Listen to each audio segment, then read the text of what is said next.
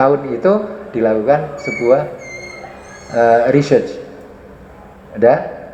Nah, sementara kalau kita kembali kepada apa yang kita kaji, ya, yang kita kaji,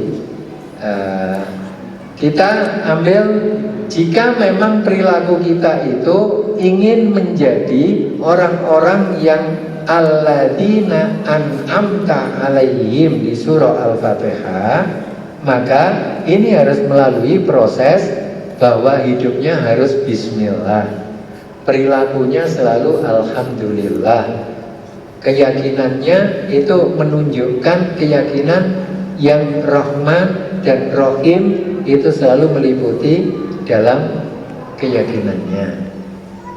Kemudian apa yang terfikir di dalam benak dan hatinya itu harus iyyaka na'budu wa iyyaka nasta'in, itu dasarnya.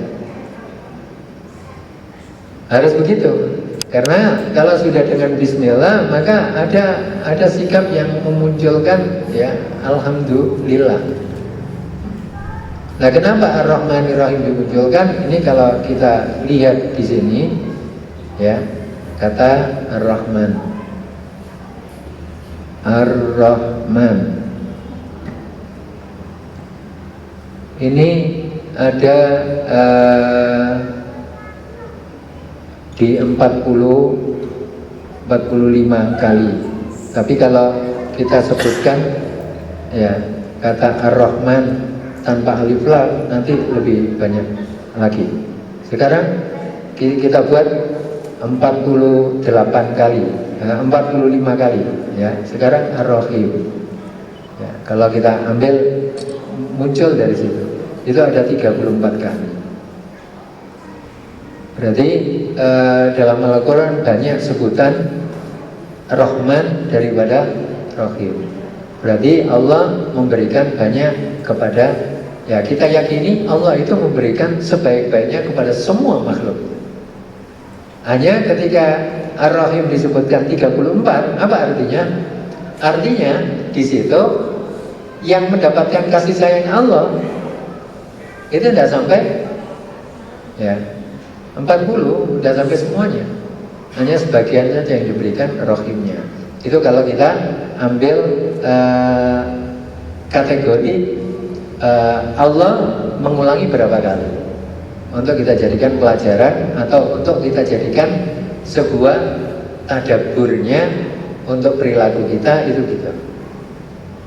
Nah, lanjutnya kemudian di prinsip hidupnya atau prinsip hidup kita, untuk kita bisa meningkatkan kembali tentang aspek sholat itu atau kebaikan perilaku kita dari perjalanan sholat itu, ya harus perilakunya munculnya iyyaka na'budu wa iyyaka nasta'in dan ihdinas siratal mustaqim.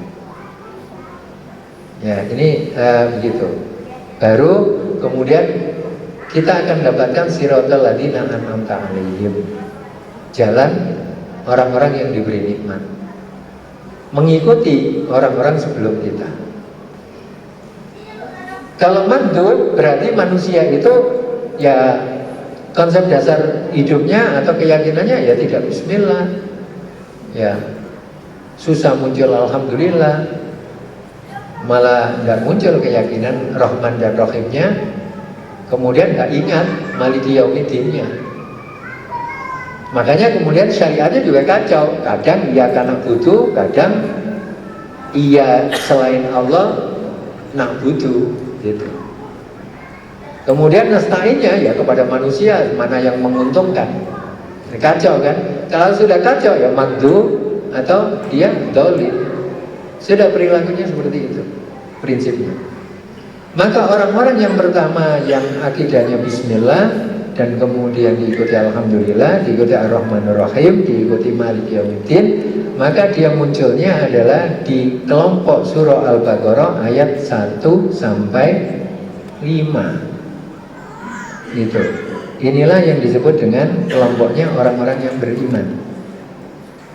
Kalau kemudian tidak bismillah ya sudah kafir. Kalau kemudian pura-pura bismillah ya masuk dalam kategori ya munafik ini. Sudah. Nah, untuk mengembalikan citra agar ciri khas orang yang beriman itu alladzina yuqimunas shalah, ya, setelah yu'minuna bil ghaib kepada Allah, itu Allah ajarkan dimulai kalau kita melihat di konsep ayat 21, ya, 21 itu nanti sampai 29. Gimana caranya? Nah, ini yang kita mau kaji. Ya, tadi keberadaan umat Islam seperti ini tadi, ya, yang memperhatikan sholat. Ini baru kita aspek sholatnya. Yang lain-lain ya banyak lah. Nanti bisa dilihat sendiri atau bisa saya bagi terkait dengan ini tulisan dan apa yang dibahas, ya, terkait ini pakai dua bahasa, ya, pakai dua bahasa karena untuk diketahui secara internasional, ya, internasional itu supaya mengerti kondisi umat Islam Indonesia, ya, mereka ikut prihatin dan juga ya bisa juga ikut menguatkan, ya, karena tidak dibiarkan sedemikian rupa.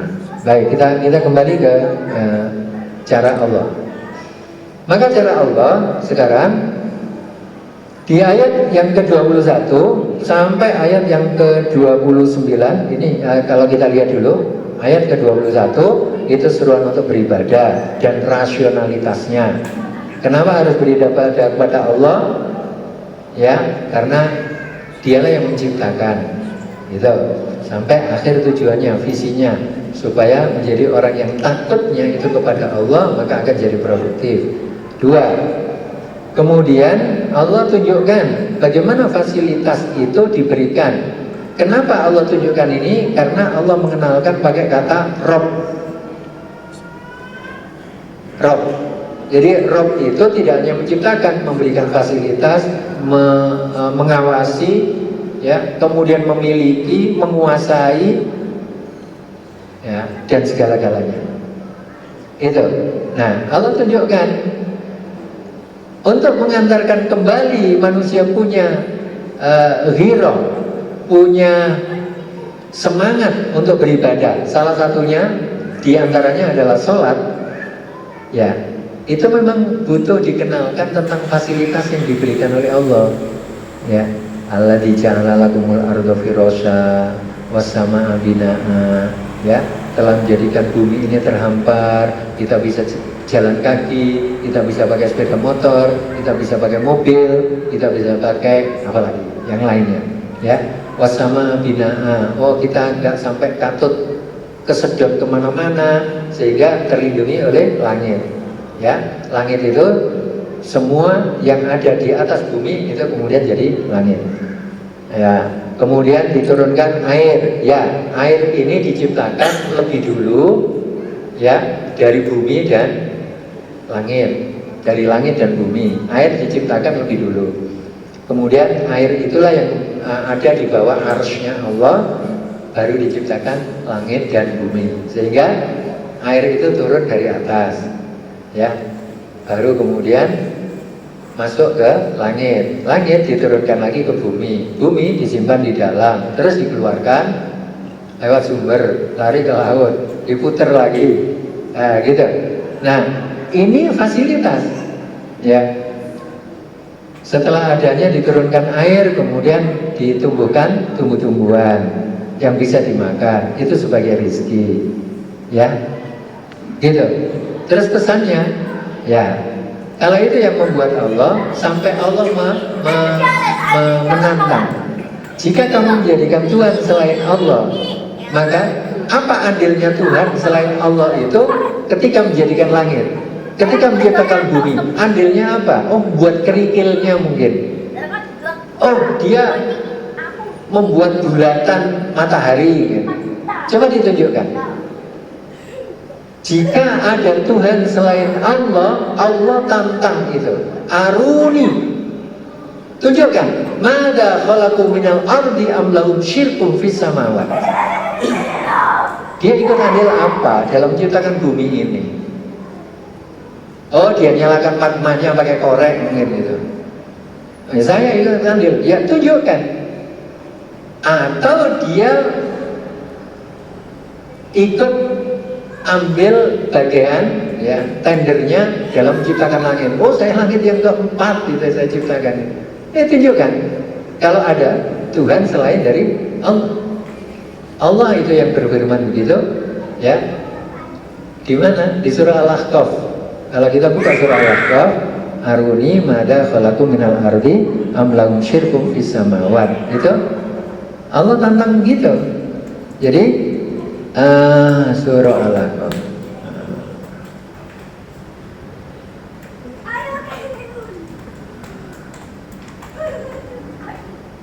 Bainama billahi ilahi anjal sama. Ya, qul ara'aytum ma tad'una min dunillahi aruni madza khalaqu minal ardi am lahum syirkun fis samawat. Ya, sudah, kalau ada begitu silakan. Nah, karena itu kita kembali ke caranya Allah di surah Al-Baqarah ayat yang ke-21, ke-22 itu menunjukkan fasilitas, sampai ke-23 juga ya fasilitasnya itu adalah fasilitas petunjuknya bernama Quran.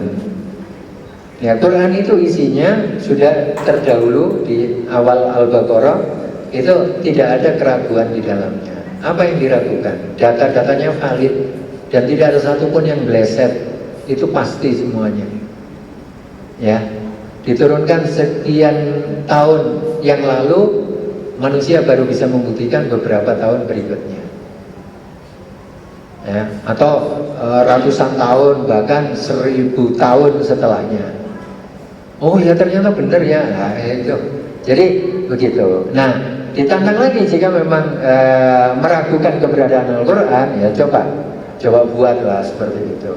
Musailamah al-Kadzdzab membuatnya ya kacau juga. Suratul Fil, Al-Fil itu kan menerangkan tentang keberadaannya pasukan gajah. Sampai kemudian pasukan gajah itu disangsikan oleh orang-orang modern. Apa sanksinya? Ya, gajah itu makannya banyak, rumputnya sekian banyak. Bagaimana dia itu raja waktu itu dari Yaman bisa mengirim pasukan gajah?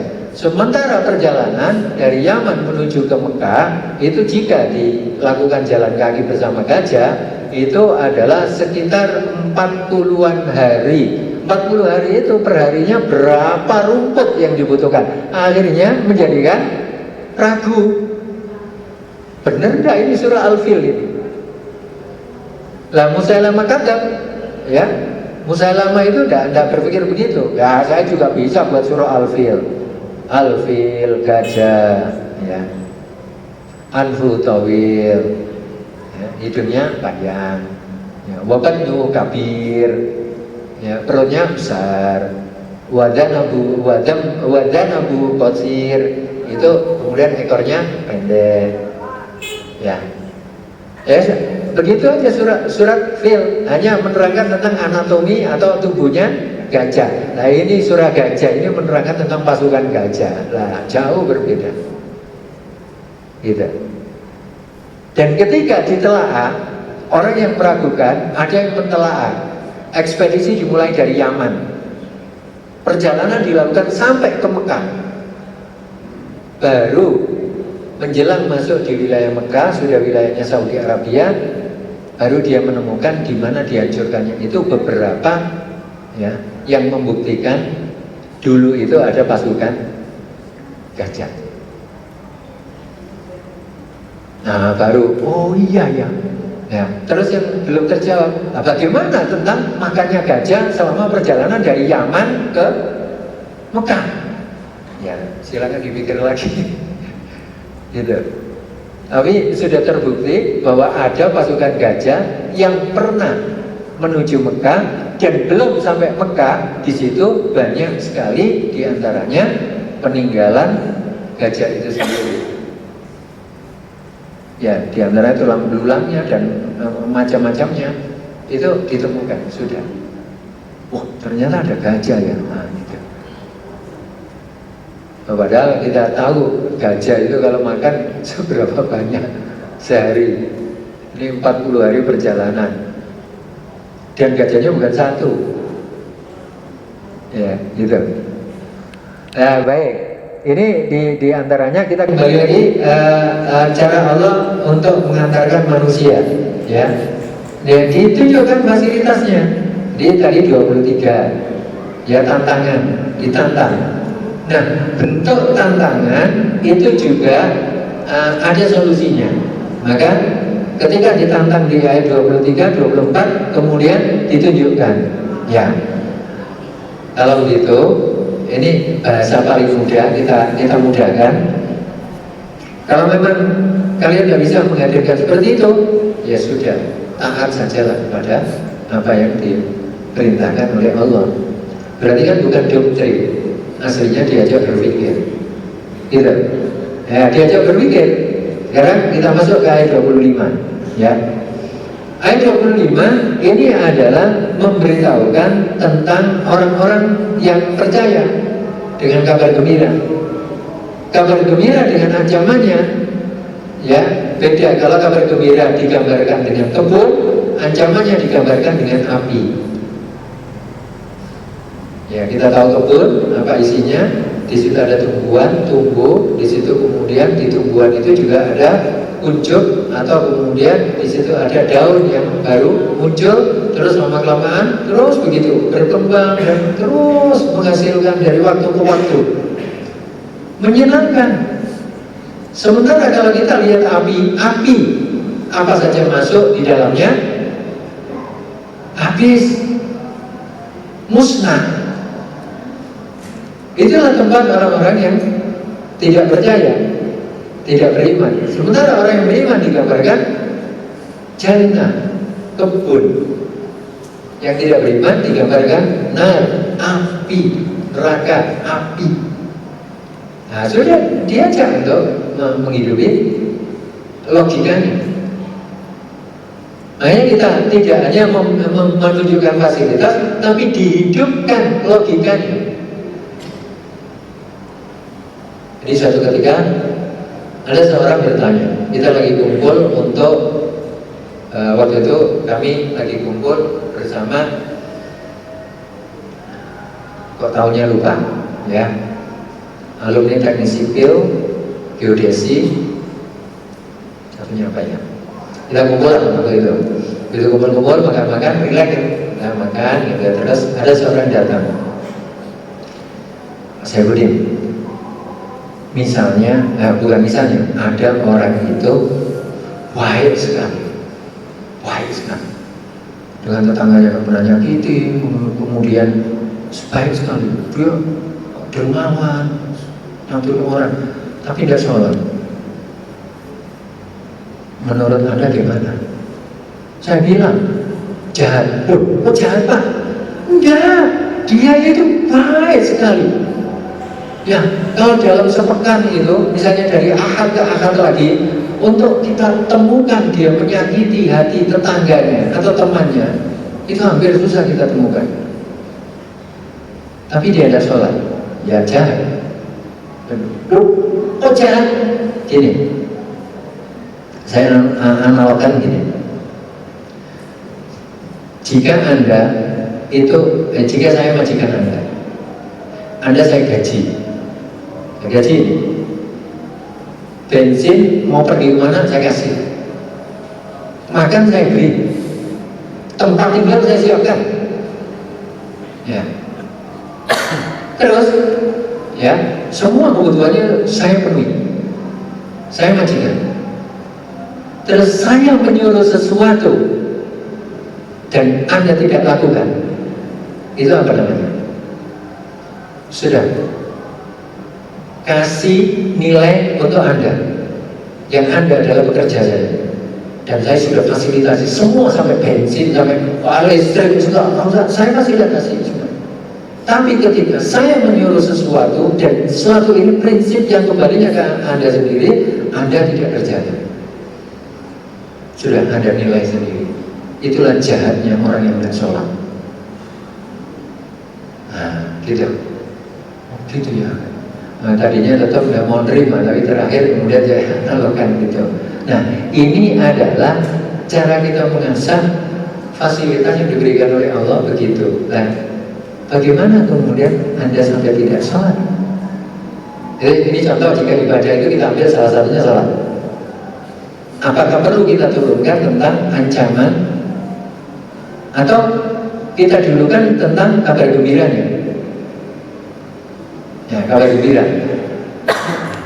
Jadi kabar gembiranya itu banyak sekali hal-hal yang bisa diselesaikan dengan sholat itu. Baik itu terkait dengan permasalahan tubuh ini tubuh, ya tubuh, atau permasalahan terkait dengan yang ada di balik tubuh, jiwa. Baik itu terkait dengan tubuh yang lain, badan dengan badan yang lain, ya. Atau dalam kumpulan badan-badan, ya, antar badan atau kumpulan badan-badan itu untuk berinteraksi, sholat menyelesaikan. Nah itu artinya kita ajak berpikir. Baik, kita lanjutkan dulu sampai 29. Di 26, ya, di 26 itu Allah menunjukkan tentang keberadaan anugerah Allah di Al-Quran itu.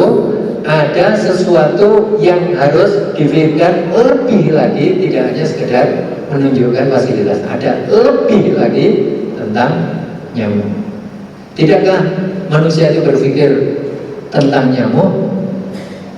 Nyamuk itu punya, ya, siklus darah. Punya katakan nggak usah ke situ lah. Nyamuk itu punya otot dan punya saraf. Jika dia punya saraf dan ototnya itu lubangnya sebesar apa? Lubangnya sebesar apa? Dan dia bisa mengirim dan mensirkulasi seluruh tubuhnya. Lalu di nyamuk itu juga punya, ya katakanlah yang paling mudah, bakteri, kutu atau bakteri. Nah, bakteri yang di nyamuk itu sekecil apa? Dia hidup dengan nyamuk. Dia hidup dengan nyamuk. Di tubuhnya nyamuk sekecil apa? Dan di tubuh bakteri itu juga ada sarafnya. Sarafnya sebesar apa? Kira-kira kalau membuat itu ngelubanginya kayak apa? Allah aja berpikir secara mendalam tentang nyamuk. Dulu ada orang Yahudi datang kepada Rasulullah karena ada seorang sahabat ketika sandalnya, dulu itu kan seperti sandal jepit yang ada talinya gitu, sandalnya di zaman Nabi dan para sahabat itu gitu. Sandal talinya itu copot. Lalu orang Yahudi menemukan orang ini, kemudian berdoa menyebut nama Allah. Kata orang Yahudi, oh cuma sandal jepitannya yang copot atau putus saja melibatkan Tuhan. Katanya Tuhan itu maha besar, urusan sandal aja melibatkan Tuhan. Ayat ini turun, ayat 26 ini turun. Lalu Rasulullah juga memberikan sabdanya, ya, jadi jangan meremehkan untuk menyampaikan sesuatu kepada Allah walau bisyikkin alaika, atau meskipun itu hanya terkait permasalahan-permasalahan tali sandalmu itu juga melibatkan Allah, ya meskipun itu. Nah, lalu Allah turunkan sampai sekecil nyamuk itu. Ya. Saya juga dibuat heran ketika tahun 2002 sampai 2006 itu berada di Papua. Ya, tidak hanya di kota, masuk di hutan rawan yang tidak pernah ada tapak kakinya siapa di situ.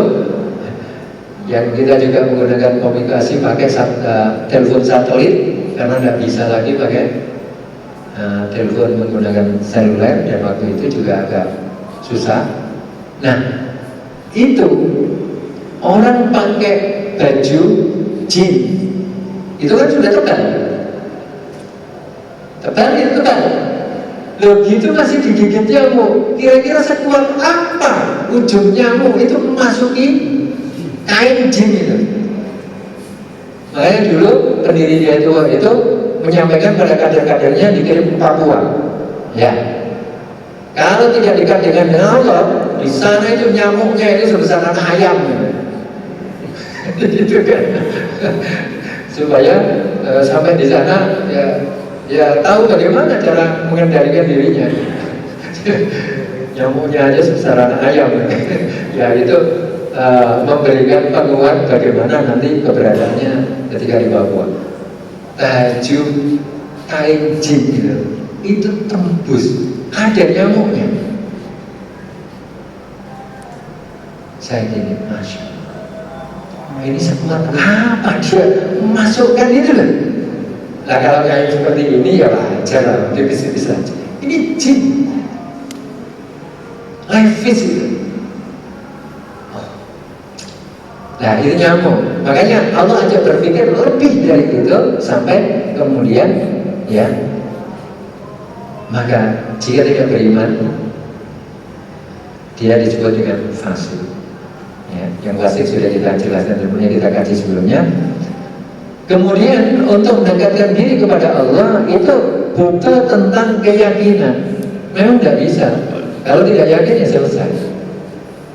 Ada orang perjalanan mencari Tuhan, sampai mati pun tidak ketemu Tuhan.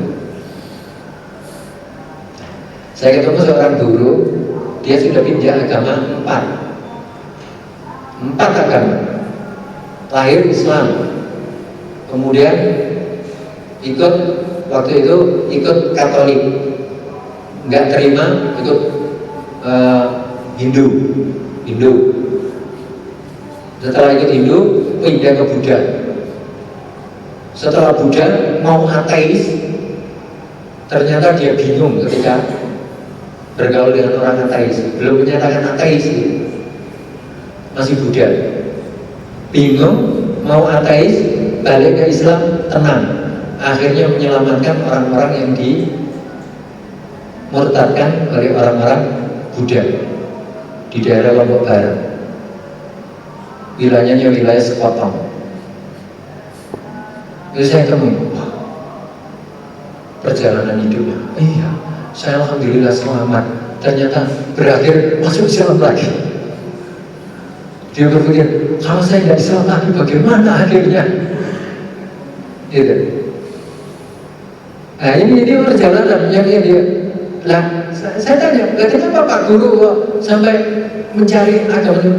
Saya ini meyakinkan gimana sih ketemu Tuhan itu? Karena waktu itu, waktu pindah ke Katolik kenapa? Karena saya tidak sholat. Terus saya tidak tenang dengan orang-orang Islam itu. Nah itu tadi, langsung saja. Lah Pak Guru waktu Islam itu sebelum masuk Katolik, Pak Guru sholat dari waktu? Enggak.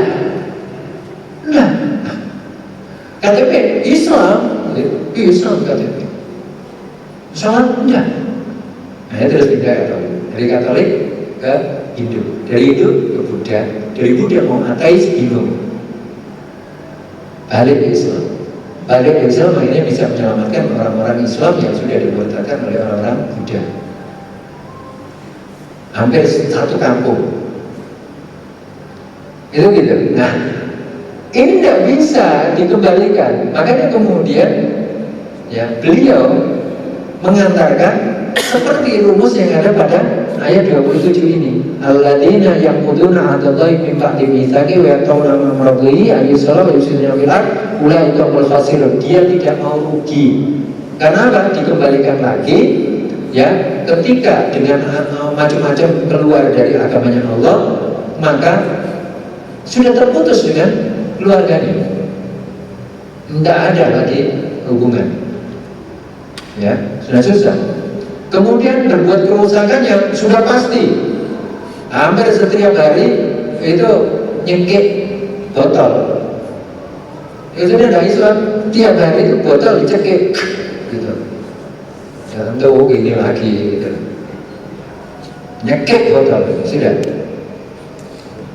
Itu. Akhirnya yang membuat musilah, kalau begini-begini terus hidup saya itu seperti apa? Nah itu yang saya tanyakan. Nah sadarnya gimana? Ya saya merasa hidup kok begini-begini terus mau kemana ini? Uang habis atau begitu-begitu saja.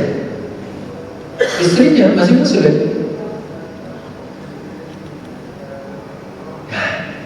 Disitulah kembali. Nah, dia kembali tentang perjanjian di dalam syahadat.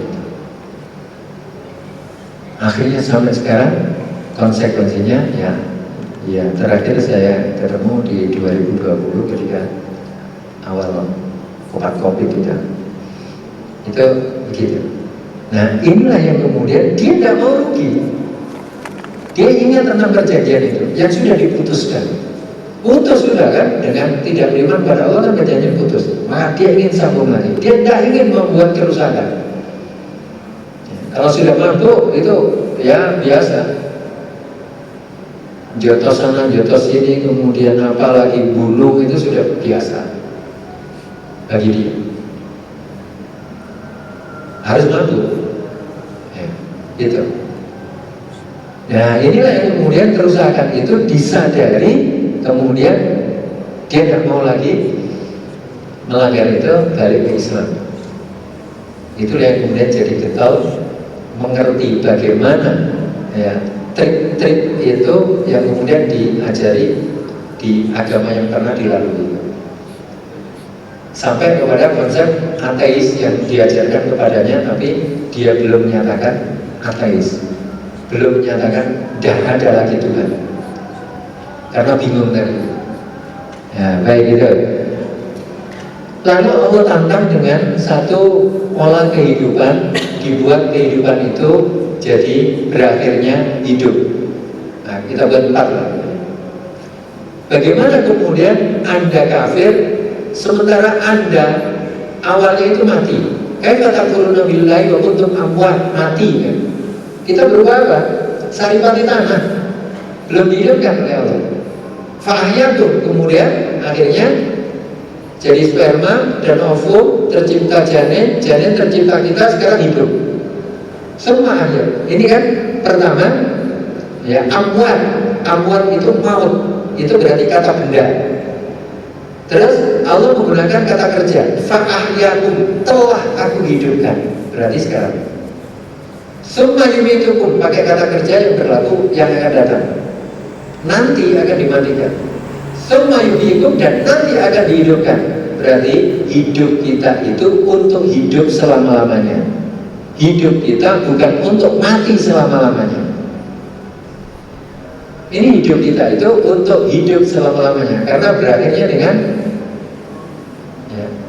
yuhyikum, pakai yuhyi, kata kerja untuk yang akan datang, atau dalam tata bahasa Arabnya disebut dengan fi'il mudhari, ya, present and future tense. Itu dalam bahasa Inggrisnya itu gitu. Lalu fokusnya summa ilaihi turja'un. Ya, coba pikirkan. Engkau mati, nggak bisa apa-apa, dihidupkan. Sekarang bisa apa-apa, nanti akan dimatikan. Menikmati apa yang selama hidup ini, kemudian dihidupkan lagi, menikmati selama-lamanya dari yang dilakukan ketika hidup. Silakan, pikirkan. Jadi Allah ajak berpikir dengan beragam model ini. Itulah mengantarkan manusia sampai dicontohkan Allah itu kembali memberikan fasilitas kepadamu, semua apa saja yang ada di muka bumi, kecuali yang dilarang. Berarti larangannya itu kalau semua ya tidak sampai ada 100 orang, tidak sampai ada 100. Berarti tidak banyak. Iya, tidak banyak. Ditunjukkan. Dan penutupnya ini yang bagus. Wa huwa bikulli syai'in alim. Terhadap sesuatu, seseorang apa saja dia tahu. Nah, inilah yang kita kaji. Kalau kita dengan diri kita bisa berubah. Tapi kalau dengan orang lain, kita tidak bisa berubah. Maka Allah tunjukkan beberapa cara dari ayat 21 sampai ayat 29. Itu beberapa hal yang bisa kita modifikasi, tapi dasarnya di situ. Tunjukkan fasilitas, ajak berpikir dengan satu model, ajak berpikir dengan model yang lain, ajak berpikir dengan model yang lain. kembalikan bagaimana kemudian yang difasilitasi oleh Allah. Inilah kemudian atas izin Allah mengantarkan seseorang untuk berubah. Tapi kita tidak punya hak, tidak punya kemampuan untuk merubah orang lain. Kita ini dikasih otoritas hanya untuk diri kita sendiri yang berubah. Meskipun itu anak kita, apalagi cuma istri kita, malah nggak akan bisa. Ibu-ibu apalagi sekedar suaminya, anak kandungnya saja tidak bisa berubah. Yang bisa memberitahukan, mengantarkan, mendidik, ya, terus begitu, lalu dialah yang kemudian memberikan stimulasi pada dirinya untuk melakukan perubahan.